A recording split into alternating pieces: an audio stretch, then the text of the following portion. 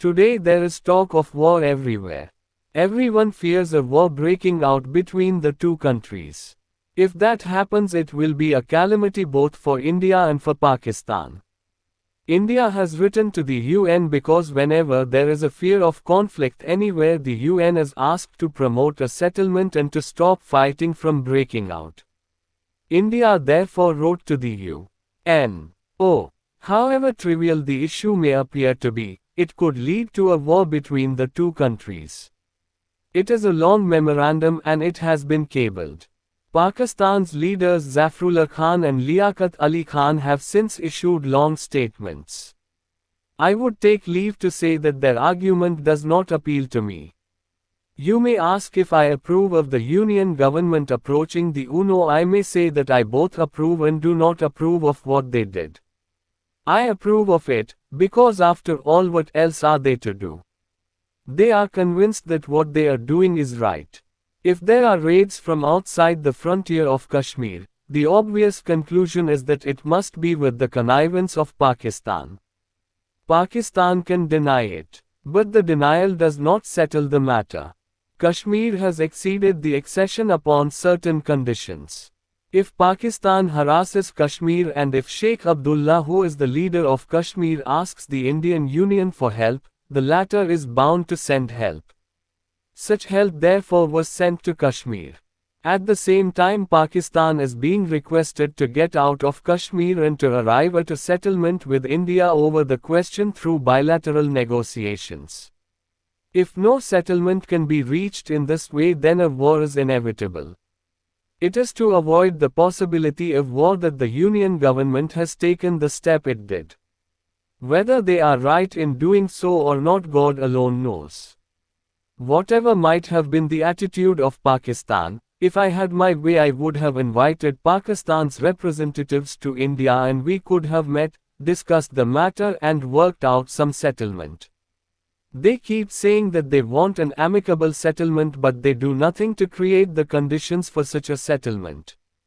I shall therefore humbly say to the responsible leaders of Pakistan that though we are now two countries, which is a thing I never wanted, we should at least try to arrive at an agreement so that we could live as peaceful neighbors. Let us grant for the sake of argument that all Indians are bad, but Pakistan at least is a newborn nation which has moreover come into being in the name of religion, and it should at least keep itself clean. But they themselves make no such claim. It is not their argument that Muslims have committed no atrocities in Pakistan. I shall therefore suggest that it is now their duty, as far as possible, to arrive at an amicable understanding with India and live in harmony with her. Mistakes were made on both sides.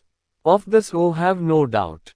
But this does not mean that we should persist in those mistakes, for then in the end we shall only destroy ourselves in a war and the whole of the subcontinent will pass into the hands of some third power. That will be the worst imaginable fate for us.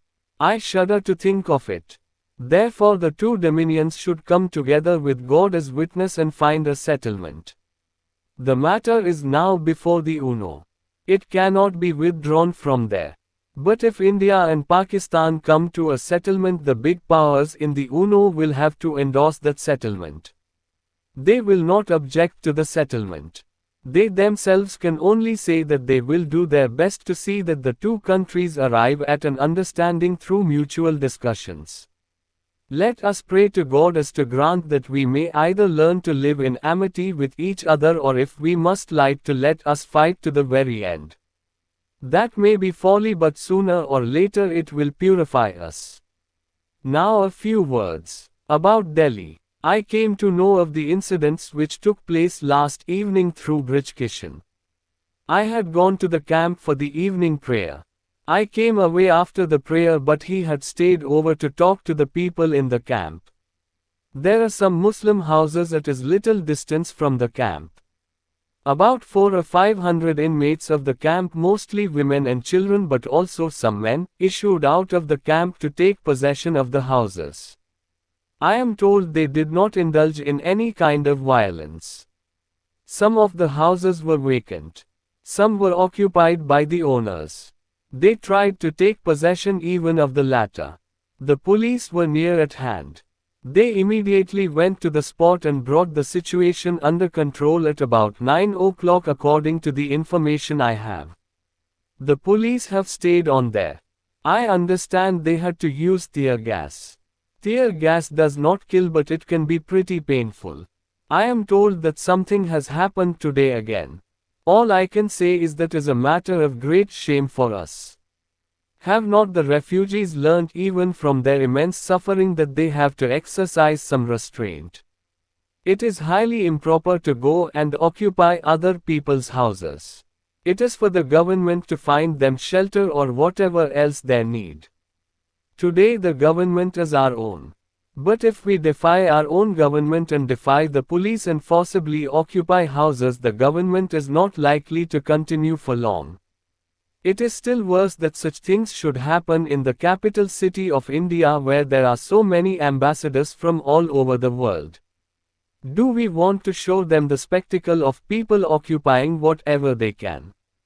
It is all the more regrettable that women and children were used as a shield. It is inhuman. It is like Muslim rulers keeping a herd of cows in the vanguard of their armies to make sure that the Hindus would not fight. It is uncivilized, barbaric behavior. It is still more barbaric to put women and children in front to provide against the police making a lathi charge. It is abuse of womanhood. I must humbly ask all the refugees, women and children, not to behave in this way.